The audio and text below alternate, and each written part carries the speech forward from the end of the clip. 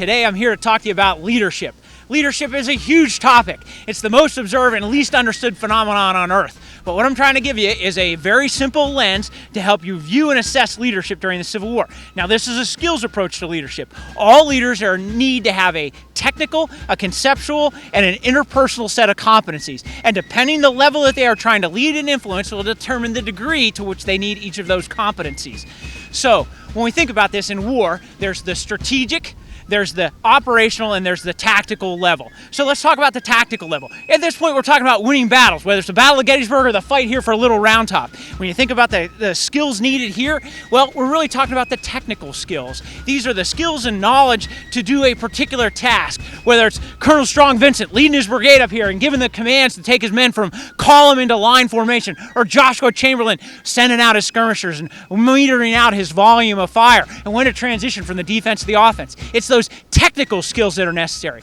Now, at all levels of leadership, interpersonal skills matter. Leading is a human domain.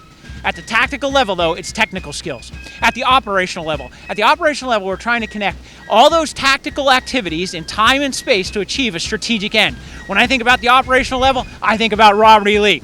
Think about it. When he takes over the Army of Northern Virginia in 1862, he's got his back to the wall. He's looking at the spires of Richmond. He's going to seize the initiative and drive the Army of the Potomac back, turn, go fight the Army of Virginia, drive them back into the defenses of Washington, D.C. And as he looks at the spires of D.C., he's trying to link these tactical activities in time and space. This requires some technical skills, but it really requires conceptual skills, those mental skills, those ideas and abstractions. And now he's going to determine to accept risk and invade the North. This will end in the Battle of Antietam. Obviously, though, it's Lee's conceptual skills that makes him such an operational powerhouse. And his interpersonal skills, when we know he's outnumbered at all these battles, his interpersonal skills also makes him successful. And this takes us to the strategic level.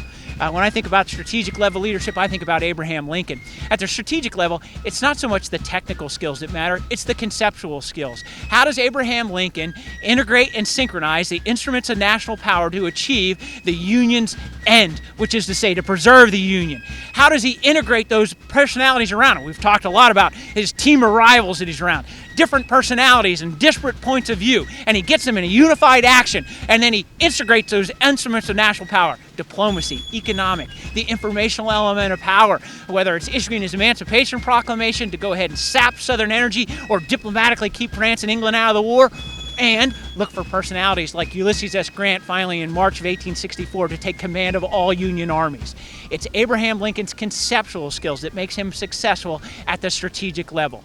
Leadership is difficult. It's a tough concept to understand, but if we use this skills approach where we talk about technical, conceptual, and interpersonal skills and look at that leadership that they're trying to lead or employ them at, it is a good lens for us to determine the merits and folly of some of the leaderships around American Civil War battlefields.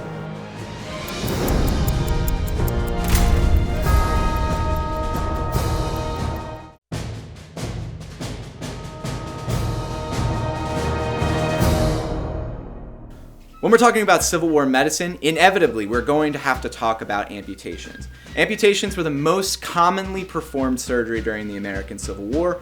Estimates have it at about 60,000 were performed over the course of the conflict.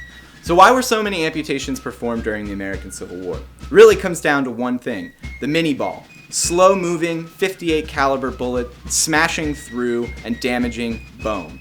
Doctors in that time period had really two courses of action that they could take. They could perform what's known as a resection, where they remove the damaged sections of bone and then stitch the arm or leg back together, and the patient goes on with a limb, but they can't use it. The other course that they can do, and this is the one that they find to be more safe, is that they can actually just remove the limb altogether. The faster you remove the limb, the higher chance that the patient would survive. And that also depended on where the wound was actually located. If you were to amputate fingers or toes, you have a very high likelihood of surviving. If you are going to be amputating at the shoulder or at the hip, the likelihood that the patient is going to survive is going to go way down. But in all, if you were to undergo an amputation within 48 hours of the injury occurring on the battlefield, you would have about a 75% likelihood of surviving, which is really high for the Civil War era. One of the most common myths about Civil War amputations is that they were performed without access to anesthesia. In reality, Civil War doctors tell us that they were using chloroform and ether almost universally in the operating room. Medical and surgical history of the Civil War tells us that 95% of surgeries performed during the war were done under some form of anesthesia. So when thinking about Civil War amputations, we're just gonna pick up this saw here and we're just gonna start sawing through muscle and tissue and bone, right? Not quite. It's actually a much more intensive process. What we have here is a surgical kit from the Texas Brigade used during the Civil War. You pick up knives like this. It's known as a Catlin knife. We're going to carefully cut away the skin, and we're going to leave enough skin behind so that we can make a nice flap at the end, make a stump. What we're going to do after we cut through the skin, then we have to cut through muscle and tissue to get down to the bone, and that's where these knives are going to come in. Only then, once we have cut through all of that, do we actually saw through the bone. Civil War amputations are much more sophisticated than we commonly believe. With so many of these amputees returning to the home front when the war is over, they're going to need to adapt back to civilian life. One of the most important ways that they're going to do this is by receiving prosthetic limbs. A prosthetic industry is going to grow out of the Civil War. It is going to grow even more in the Industrial Revolution that is sweeping through America in the post-Civil War years. As for the prosthetic limbs themselves, there is a wide variety of prosthesis available to Civil War amputees, running from simple peg legs to complicated machines with hinges made of metal and wood. Because of these life-saving operations, these men were able to go back home, start new lives, begin families, and help push the United States into the 20th century. They would not be there if it wasn't for amputations.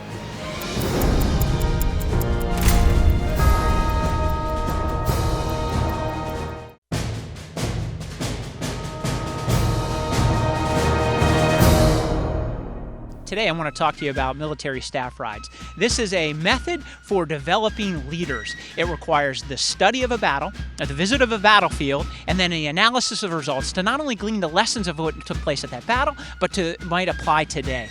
Karl von Clausewitz would say that participants in a staff ride need to achieve critical analysis. They need to understand the facts, the cause and effect, and then study the results. I would say more simply, they need to understand the what, the so what, and the now what.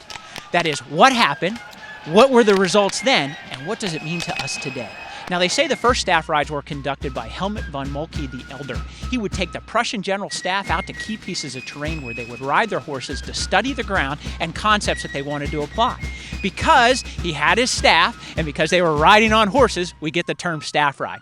These really take off in the United States in 1906, when Major Eben Swift of what is now the Army Command and General Staff College takes 12 students down to the Chickamauga battlefield, and there they study it. Because of this purpose of developing leaders, it led to a revival of staff rides in the 1970s that continues into this day. Now, staff rides are really about 3 steps. The first of which is to identify a historical event, a battle or a campaign that you can go visit, and then do preliminary study to understand its context, key actors, and principal actions. And then to visit the ground, to go stand on the actual terrain where those commanders stood, suspending that you know how it turned out, using only the knowledge that they had at the time, and then assess the merits and follies of their decision. And then provide analysis, using your study, the walking of the ground and your own experience to glean the lessons of the day and how they might apply to our day. Now, battlefields give us all kind of enduring lessons that we can learn. Because warfare is an inherent human activity, we bring with us all the great talents and flaws of humans. So it becomes a wonderful laboratory to study critical thinking, decision-making, communication, planning, execution, failure, success, courage, and fear. And because we think about war as the clash of wills, obviously it makes sense that staff rides are a wonderful tool to train military leaders. But if you think about this clash of wills as conflict, all of a sudden, battlefields become wonderful laboratories to train leaders and educate them from all walks. And we add in ideas like time, resources, or a lack thereof, of friction that makes the simple hard, of fog, the information that is unknown, without which leaders still must make decisions. We see that battlefields are the equivalent of libraries full of leadership books. When the War Department took over many of these Civil War battlefields, they expected that staff rides would take place. Much of the infrastructure, the roads, the tablets that listed the units, the towers that were built out in the fields were to help facilitate this learning process. And today, Civil War battlefields, American Revolutionary War battlefields, and war battlefields from the War of 1812 are still ideal places to conduct a staff ride. Organizations like the Civil War Trust and others are dedicated to the preservation of those American battlefields. In 1886, when Colonel Joshua Lawrence Chamberlain came to dedicate the monument to his regiment at Gettysburg, he said, "Generations that know us not and we know not of will be heart-drawn to see where and by whom great things were suffered and done on their behalf, and they will come to these deathless fields to ponder and dream." I think that Colonel Chamberlain, a leader and an educator, would be thrilled at the prospect that these battlefields were being used as laboratories to conduct staff rides, to ponder and dream for the development of the technical and conceptual leaders or competence that leaders need to deal with all the issues of today and tomorrow.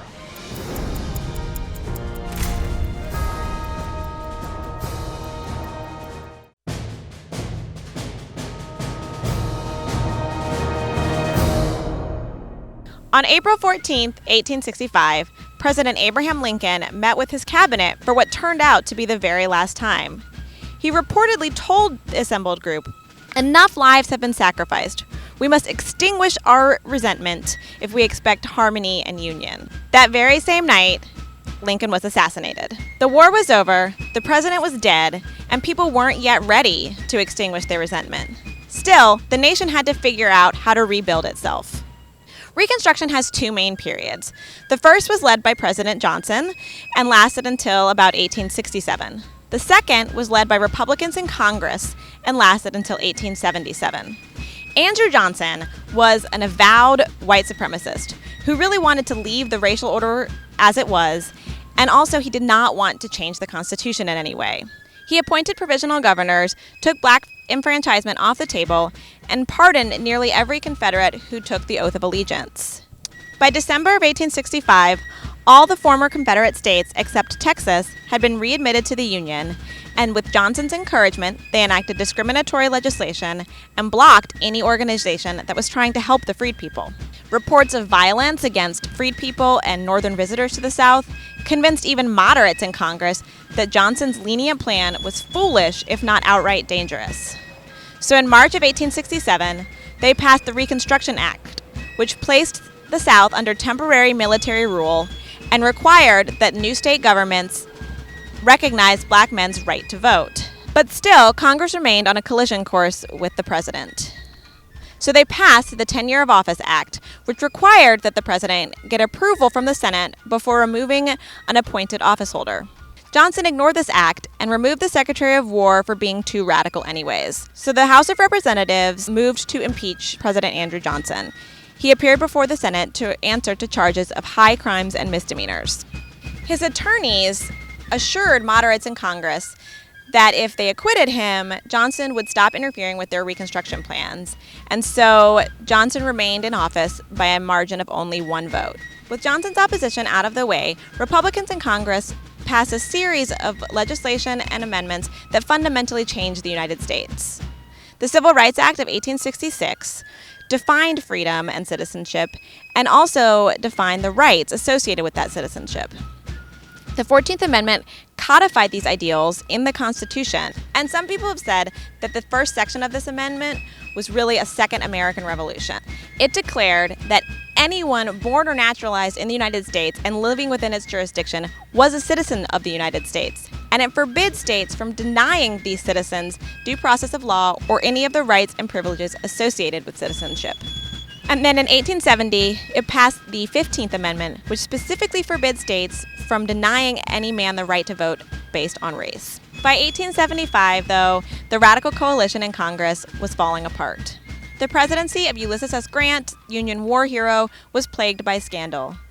The nation was suffering from an economic depression. The Supreme Court nullified many of Congress's most revolutionary acts and legislation, and reports of violence against freed people, Republican politicians, and Northerners in the South took its toll on a weary Northern public. Republicans in Congress managed to push through one last piece of legislation, the Civil Rights Act of 1875, which forbid discrimination in places of public accommodation, before being replaced by their Democratic opponents. It was clear that federal commitment to reconstructing the South was over. Democrats in the South seized control of local and state governments through a violent show of force and intimidation, and in the Compromise of 1877, President Rutherford B. Hayes agreed to recognize these fraudulent governments in order to secure his own presidency. Federal troops withdrew, and the period of formal Reconstruction came to a close, even as struggles to redraw the boundaries of freedom continued. Those struggles continue today.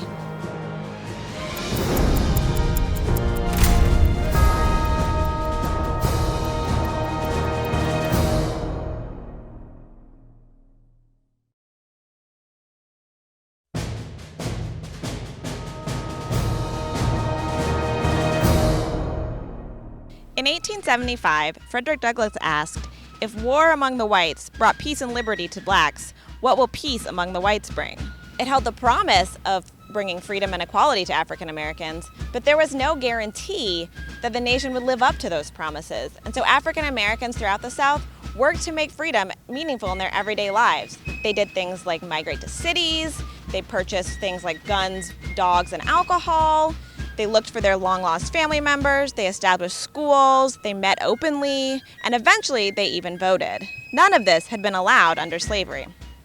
The federal government established an organization to help former slaves transition to freedom, and it was called the Bureau of Refugees, Freedmen, and Abandoned Lands, better known as the Freedmen's Bureau. It was supposed to do things like establish schools, help elderly, sick, and poor freed people, and secure justice for freedmen and white unionists in the Southern judicial system. It never had more than 1,000 agents scattered throughout the South, and its budget never exceeded $6 million, which the Union Army had spent in less than a month. Even so, the Freedmen's Bureau did accomplish a lot, especially in the realm of education. By 1869, there were 3,000 schools in the South, serving more than 150,000 students. Land ownership remained an open question during Reconstruction. Field Order 15, issued by General William Sherman, had set aside land for freed people in South Carolina and Georgia. But in 1865, President Andrew Johnson ordered all of that confiscated land returned to its original owners. Freed people thus faced freedom without any land, and so they remained poor and propertyless. Sharecropping emerged as a compromise between black desires for independence and white desires for a stable, secure workforce. Black farmers would rent part of a plantation and purchase supplies on credit. After the harvest, the crop was divided and freed people used their share to pay off their debts. Unfortunately, the split was never equitable, and most black farmers found that they owed more than their crop was worth. Freed people understood that voting was really important. How else would they secure their freedom, safeguard their rights and their desires to establish their own working conditions and keep their families together? But immediately after the Civil War, Southern governments refused to recognize any political and civil rights for black people. Instead, they established black codes which were specifically designed to limit freed people's independence. All this changed in 1867 when Congress placed the South under temporary military rule and required that any new state governments recognize black people's right to vote. Freed people held mass meetings, they joined the Union League, which was an organization closely tied to the Republican Party. They held barbecues and parades, they helped register voters, and then got voters to the ballot box on Election Day. African Americans formed the basis of the Republican Party in the South, but they never held an equitable share of power within that party. Nevertheless, black people did hold elected office at every level of government, including Congress, and that was really significant and indicated a really fundamental shift in power in the South. Not surprisingly, many white Southerners deplored this shift in power, and they responded with outright violence. Enter the Ku Klux Klan, the most famous of the domestic terror organizations that wreaked havoc in the South in 1870 and 1871, to the extent that the federal government stepped in and authorized the president to use the army against these organizations. Even with federal intervention, white Southerners continued to react with violence. In 1873, for example, armed whites attacked the town of Colfax, Louisiana, killing more than 100 freed people. By 1875, angry white Southerners were no longer even restricting their violence to the nighttime. Rifle clubs drilled in public, and white Southerners attacked and murdered freed people and Republican politicians in broad daylight. They destroyed ballot boxes, and they refused to let freed people vote. By doing so, they ensured a sweeping Democratic victory in 1875 and 1876, effectively removing African American men from the voting public. A period that began with such hope and such promise ended in bloodshed, violence, and the establishment of a second-class citizenship for an entire group of Americans.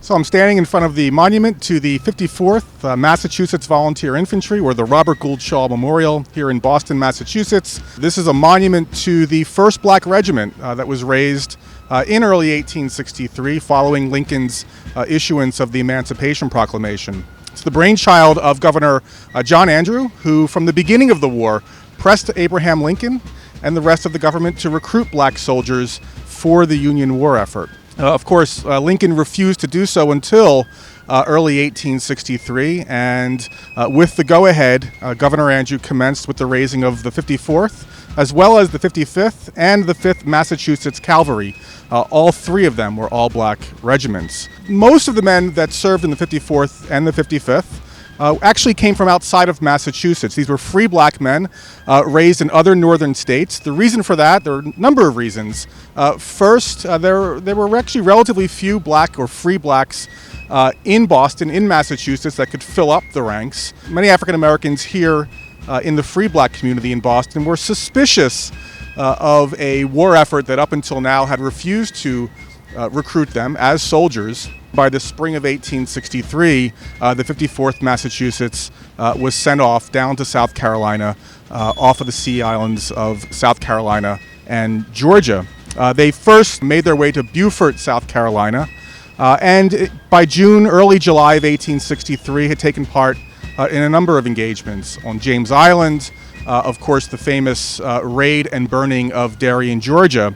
But its claim to fame comes on July 18th, 1863, with the storming of Battery Wagner, just outside of Charleston, South Carolina. In this failed assault, the commander, Robert Gould Shaw, was killed, along with roughly 40% of the attacking force. So for many viewers, the monument behind me conjures up perhaps memories of the movie Glory, which was released in 1989. Very successful movie starring Matthew Broderick and Denzel Washington and Morgan Freeman, which told the story of the 54th Massachusetts. In my mind, it's still one of the best Civil War movies out there, but like any Hollywood movie, it does play loose at times with the actual history. There are a couple points, I guess, that should be noted here. I think most importantly, the movie Glory focuses on sort of a small group of fugitive slaves that served in the 54th Massachusetts. And while there were certainly a small number of former slaves who managed to get into this first black regiment, the vast majority of these men were free blacks born in northern states who were recruited in early 1863 to serve in this regiment. So that's one example. I think another example has to do with the pay crisis that the movie briefly alludes to as the unit is coming together in training. There's a famous moment where Colonel Shaw tears up his pay voucher in protest over the unequal pay that black soldiers would receive from the federal government. That was certainly the case. What the movie sort of leaves out is that even after its failed assault at Battery Wagner, for the next close to a year, up until June 1864, the 54th Massachusetts and many other black regiments protested the unequal pay. They refused to accept the unequal pay from the federal government. And for the units raised here in Massachusetts, they even refused payment from the governor himself, who wanted to make up the difference. I think it's safe to say that Glory put these men back on the historical map. And certainly it's the case that when most Americans, when they think of black soldiers or black Union soldiers in the Civil War, they think of the 54th Massachusetts.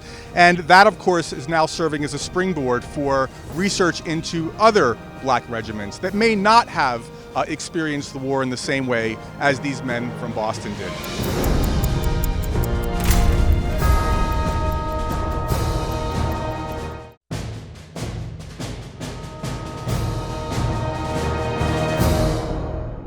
No one likes to be surprised, least of all in combat. That's why armies throughout history have used troops to feel for the enemy, acting as the army's antenna in the moments before the first shots are fired. The ancient Greeks called them peltasts, the Germans called them Jäger, but in the American Civil War, they were called skirmishers.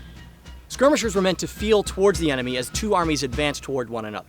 This is a distinct mission from that of cavalry, which was intended to find the enemy.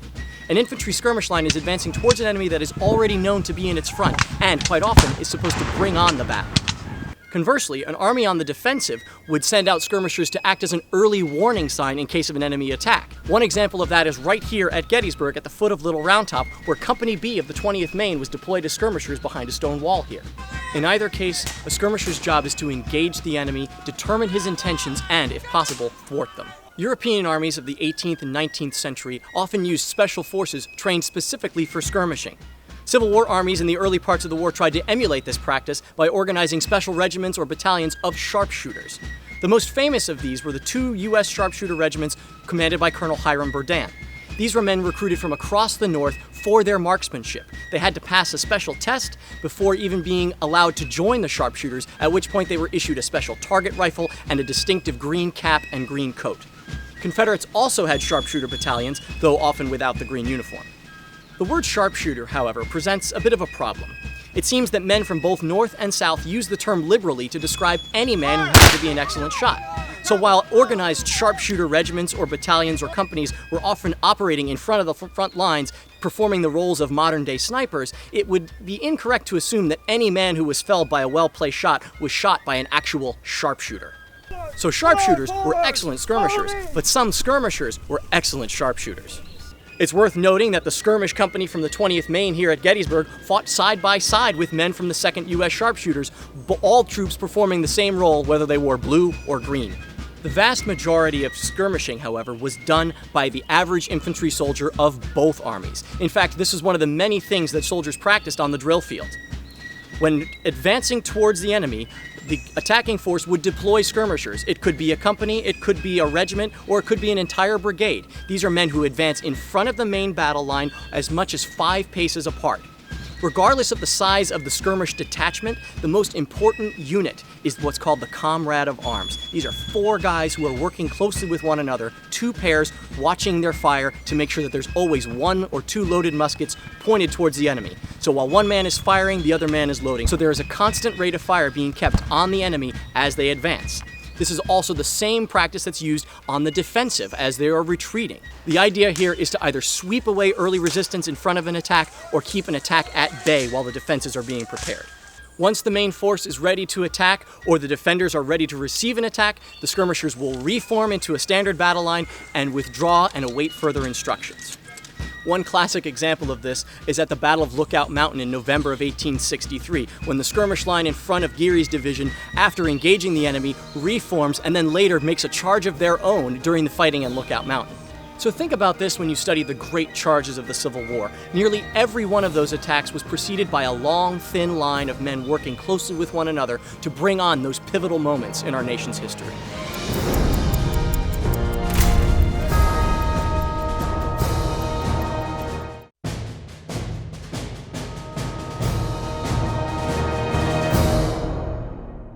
The beginning of 1864 brought about significant changes in the Union High Command. The most important of these was that Abraham Lincoln revived the rank of Lieutenant General and appointed Ulysses S. Grant, the architect of victories at Vicksburg and Chattanooga, as General-in-Chief of all Union armies. Lincoln hoped that with Grant in command, Northern armies could achieve battlefield success in the year of an important presidential election. Replacing Grant in command of all Union forces in the West was his friend, Major General William Tecumseh Sherman. Grant expected Sherman to defeat the Confederate force in front of him and penetrate as deeply as possible into the Confederate heartland.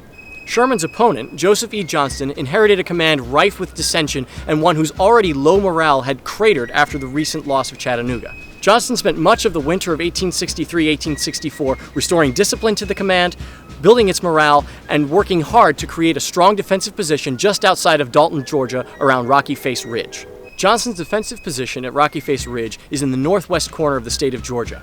Roughly 100 miles to his rear is Atlanta, a key railroad hub whose manufacturing facilities are vital to the survival of the Confederacy. Johnston must protect this city and the railroads leading into it, most importantly the Western Atlantic, which is his main supply line. This will also be Sherman's supply line as he advances closer and closer to the Gate City. Early reconnaissance convinced Sherman that attacking the position at Rocky Face Ridge was suicide. Rather than attack head-on, Sherman demonstrates against this position with the forces of Thomas and Schofield, while McPherson's Army of the Tennessee sneaks around through Snake Creek Gap south to Resaca, where he's supposed to destroy a vital railroad bridge. Unfortunately for Sherman, McPherson stalls just long enough to allow Johnston to retreat from Rocky Face Ridge and establish a new position at Resaca. On May 14th and 15th, Sherman attacks Johnston at Resaca and is repulsed. However, a portion of his command manages to sneak around Johnston's flank and threaten his rear. This establishes a pattern that will repeat itself throughout the campaign. The two armies are in constant contact throughout May and June, and no matter how many casualties the Confederates inflict upon Sherman's army, the Federals are always able to get around their flank and force Johnston to retreat closer and closer to Atlanta. This happens at Cassville, New Hope Church, Pickett's Mill, Dallas, Pine Mountain. Even after a disastrous one-sided loss at Kennesaw Mountain, Sherman is able to flank Johnston and push him to the banks of the Chattahoochee River. Confederate President Jefferson Davis is monitoring this from Richmond, Virginia, and he's becoming increasingly frustrated at Johnston's inability to do anything at all to retard the progress of Sherman's armies. The last straw comes in the beginning of July, when Sherman manages to once again get past the strong defenses along the Chattahoochee River and threatens now Atlanta itself. Davis removes Johnston and replaces him with a much more aggressive commander, John Bell Hood. Hood is trained in the Lee-Jackson School, and he believes that the only way to achieve success against the Union armies is to hammer them again and again and again with offensive blows. He begins on July 19th attacking at Peachtree Creek, then again at the Battle of Atlanta, July 22nd, and on July 26th at Ezra Church. Each one of these assaults is a dismal failure for the Confederates, and in the course of these three battles, Hood suffers more casualties than Johnston had in the entire campaign up to this point. Sherman, however, is no closer to achieving his objective. Rather than take the city by storm, he leaves a portion of his army to bombard the city and lay siege to it. This continues round the clock, day and night. In the meantime, other elements of his armies will march around the city and sever the various rail lines that feed into it. By the end of August, Atlanta is cut off completely. Following the Battle of Jonesboro, what's left of Hood's army quickly evacuates Atlanta, but not before setting fire to its stores left behind in the city. The sound of these explosions reached the men of the Union 20th Corps outside Atlanta. The following morning, September 2nd, these men warily march into the city and there, on the streets, meet its mayor, who surrenders the city. The next day, Lincoln receives a telegram from Sherman saying, "Atlanta is ours," and fairly won. With Lincoln in the White House and the men and women of the North behind him, the days of the Confederacy were numbered.